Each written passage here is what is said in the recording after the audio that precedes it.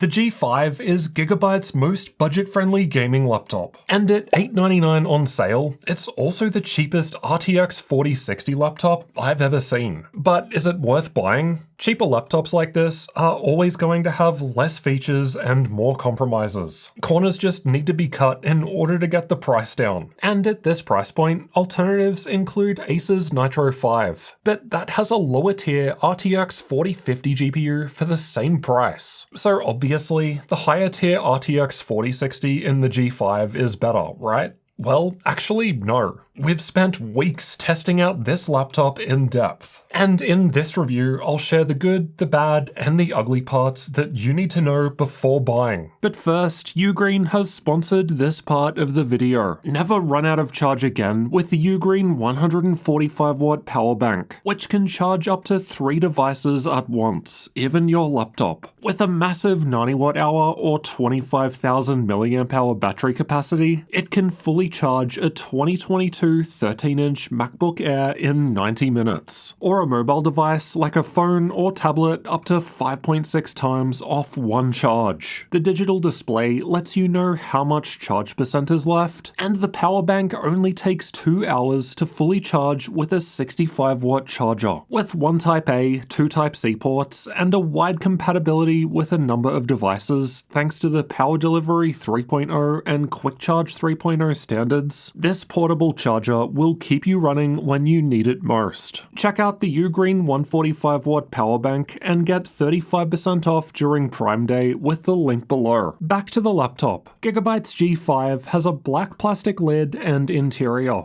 It doesn't feel as bad as MSI's slightly cheaper GF63, but there is some flex if you go looking for it. Nothing too bad though. Again, it's a budget laptop, so it is what it is. It felt okay during normal use, and one finger opening is possible if you go fast. The hinge felt fine even when ripping the lid open quickly. It's quite portable for a 15-inch gaming laptop, not too large or thick compared to others. The laptop alone weighs about 4.2 pounds or 2.1 kilos, increasing to 5.6 pounds or 2.5 kilos with the small 150-watt charger included. My G5 has Intel's Core i5-12500H processor, NVIDIA RTX 4050 graphics, but they only run up to 75 watts, 8 gigs of DDR4 memory in single channel, and a 15.6-inch 1080p 144Hz screen. The keyboard has one zone of RGB backlighting, and all keys and secondary functions get lit up. Key brightness can be changed between 4 levels by holding function and pressing the plus or minus keys, while the asterisk key is used to turn the lighting on or off. Gigabyte's Control Center software lets you change between 15 different colors, but that's all the customization you get, as there don't appear to be any effects. I did not like typing on the keyboard. The presses just felt mushy.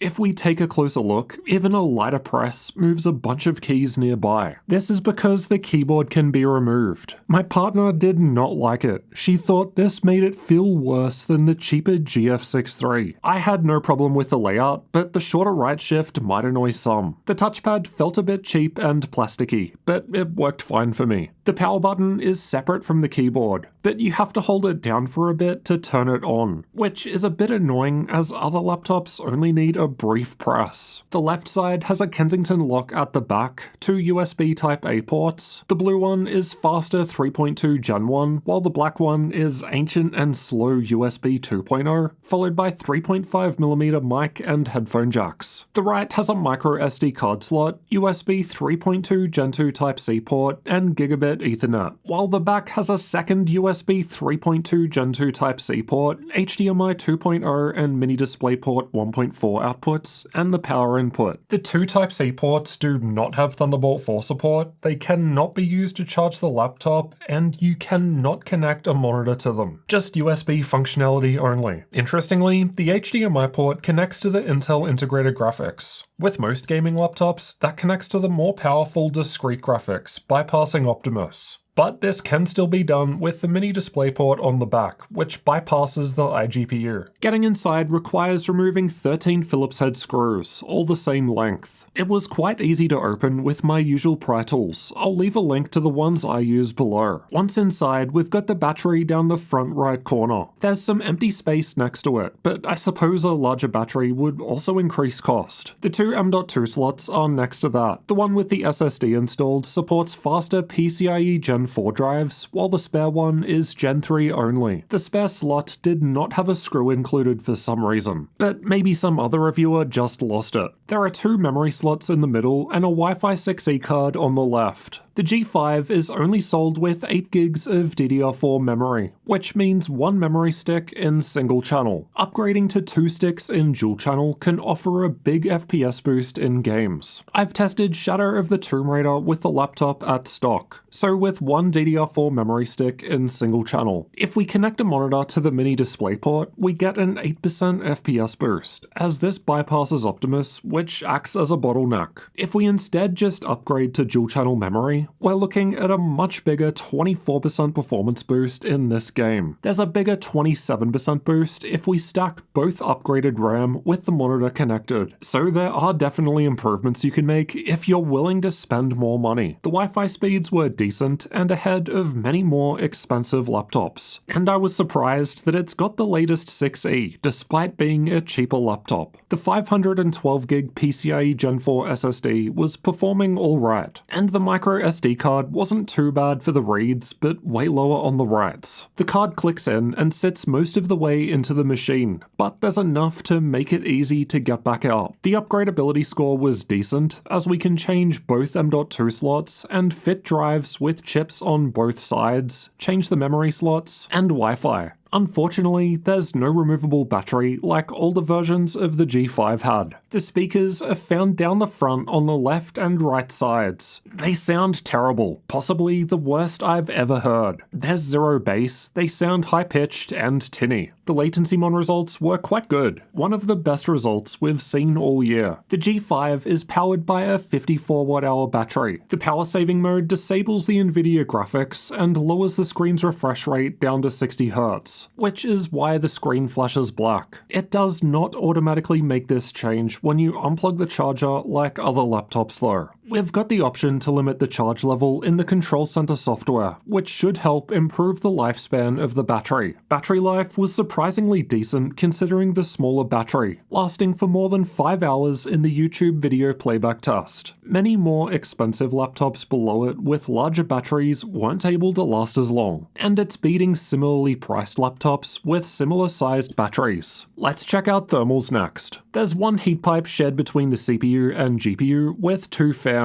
There are plenty of holes underneath for air intake, and air gets exhausted out of the left and right corners, as well as out of both corners on the back. The Control Center software allows us to change between different performance modes, which from lowest to highest are quiet, entertainment, and performance. Power saving mode disables the NVIDIA graphics, so wasn't used here. You can set the fans to maximum speed or customize them in any mode, but I've tested all modes on auto fans and only performance mode with max. The internal temperatures were cool when just sitting there idle. The rest of the results are from combined CPU and GPU stress tests, which aim to represent a worst case full load scenario. The CPU was thermal throttling in performance mode, but it didn't get any hotter with the lid closed if you want to dock it. The cooling pad I test with, linked below the video, made a massive difference, lowering the CPU by 7 degrees Celsius and the GPU by 9. These are the clock speeds during the same tests. CPU and GPU clock speeds were best with the cooling pad, as it was able to remove thermal throttling. There's no performance difference between lid closed and open, so again, no problems docking it, apart from the fact that it's already hot anyway with the lid open of course. The GPU was running at 65 watts in performance mode. Nvidia's control panel notes that the RTX 4060 maxes out at 75 watts, but that includes dynamic boost. With the CPU also loaded up at the same time though, we're looking at 65 best case, with entertainment mode only a little behind at 60 watts. Performance and entertainment modes performed about the same with an actual game running, while quiet mode was a fair bit lower, but as you'll hear soon, it is actually quiet. The CPU can use more power in workloads where the GPU is idle, like in Cinebench. Quiet and power saving modes run the same, except enabling power saving mode disables the Nvidia graphics, which is why it couldn't be tested in the game. This is the second time we've had a laptop with the i5-12500H processor. The only other time was with Asus Nitro 5, which is available for the same price right now. The Nitro was scoring 12% better in multi-core, and although the G5 appears to be 2% faster in single-core, that result is within the margin of error range and likely just silicon lottery luck. Performance lowers if we unplug the charger and instead run purely off of battery power. The single-core score doesn't change much. That Nitro 5 in particular took a big dip, putting the G5 well ahead. Most laptops I test are in the low 30 degrees Celsius range on the keyboard at idle, and the G5 was right in line with this. It's much warmer with the stress test going in the lowest quiet mode, as the fan speed does not change. The WASD area doesn't feel too bad, but the middle feels hot. Entertainment mode was cooler, despite performing better, as the fans are now louder. And then the highest performance mode was quite similar, with the middle still feeling a bit warm, despite the louder fans. Let's have a listen.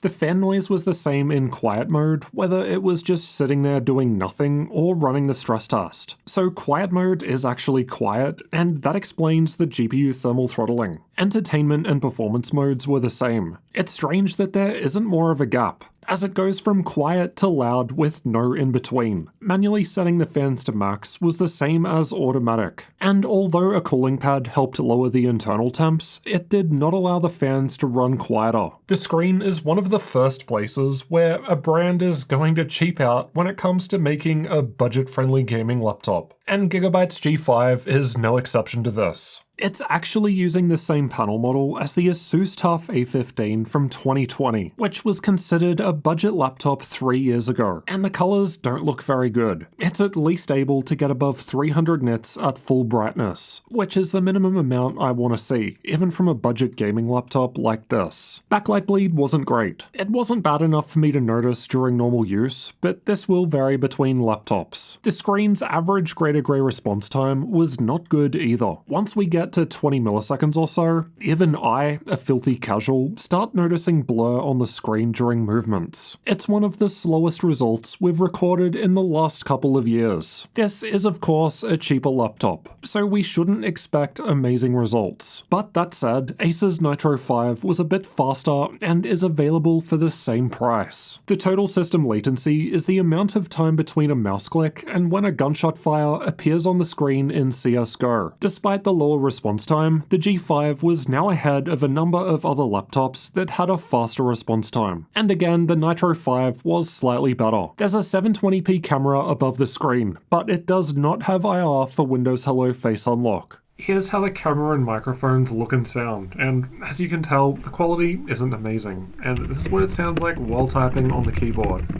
This laptop does not have a mux switch, so games are always going to be limited by the integrated graphics and iGPU. The only way to bypass that is to connect a monitor to the mini display port, as that connects to the DGPU. Now let's find out how well Gigabyte's G5 with RTX 4060 graphics actually performs in games. These tests have all been done at stock to show you what to expect if you were to buy this laptop as is. So with just one stick of memory running in single channel, but I also did some dual channel testing at this timestamp. Cyberpunk 2077 was tested the same on all laptops, and I've got the G5 shown by the red highlight. At 1080p, it's actually a little behind Asus Nitro 5 with lower tier RTX 4050 graphics, as that one has a higher GPU power limit and a mux switch. This is the lowest RTX 4060 result we've got so far, as our other 4060 laptops have higher GPU power limits, and as a result,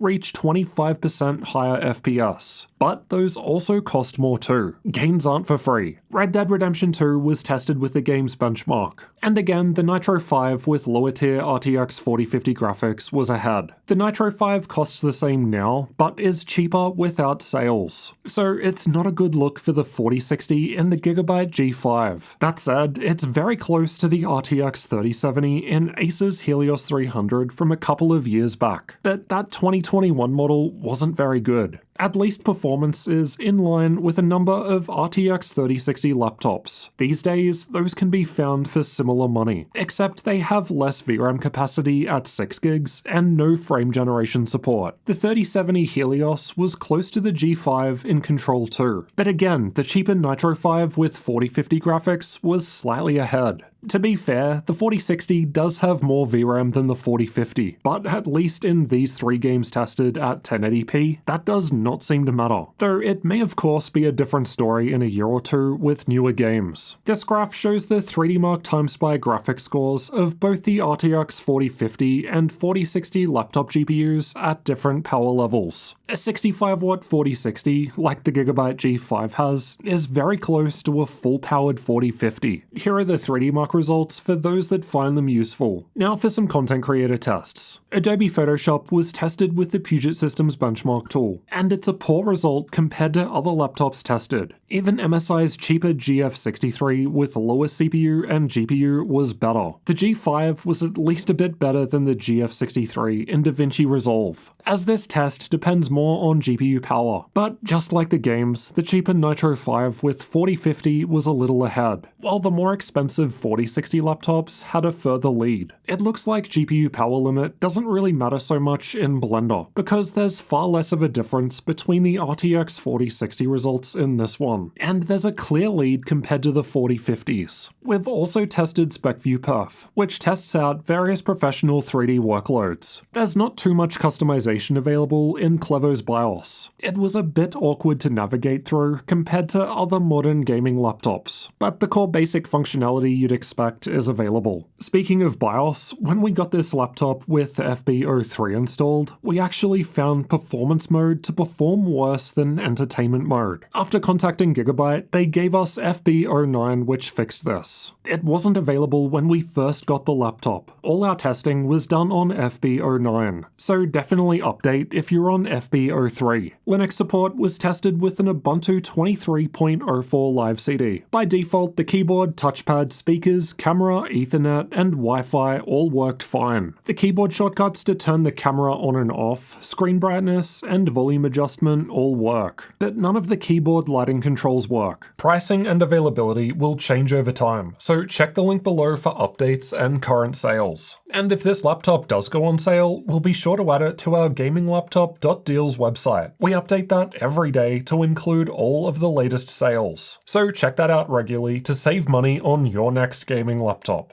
At the time of recording, Best Buy have the RTX 4060 config of the G5 available for $950 on sale, which is kind of funny because it actually makes it cheaper than the lower tier RTX 4050 option, which is not on sale. Newegg actually have it even cheaper with a better sale right now for $900, which I think is a pretty good deal, and that's why it's currently listed on the gaminglaptop.deals website. But again, deals come and go every day, so check that out regularly. Now, Acer's Nitro 5 with RTX 4050 graphics is also available for the same price on sale. And as we just saw in the games, the Gigabyte G5 with 4060 and Acer Nitro 5 with 4050 perform very similarly. But the Nitro also has a better screen, better build quality, better keyboard, a mux switch, DDR5 memory, so it doesn't matter quite as much if you only have one stick, and the Nitro also had better CPU performance. Honestly, I would much prefer Acer's Nitro 5 for day-to-day use compared to the G5. But the G5 does have better battery life, better performance while running on battery, and the RTX 4060 graphics have more VRAM than the 4050, which may be more useful in future games, even at 1080p, which is really all either of those two laptops are capable of. But apart from that, I can't really think why I would pick Gigabyte's G5 over the Nitro. In any case, I think both Acer's Nitro 5 and Gigabyte's G5 G5 are better than MSI's cheaper GF63. I really think that one should be avoided. You're so much better off just saving up the extra $50. Without the current sales, Gigabyte's G5 would actually end up more expensive than the Acer Nitro 5. So the cheaper Nitro 5 could definitely be a good alternative if you're after a budget-friendly gaming laptop. Check out this video next to find out all about the Nitro 5. I bought that laptop and imported it from overseas just so I could find out if it's worth buying. So I'll see you in that one next.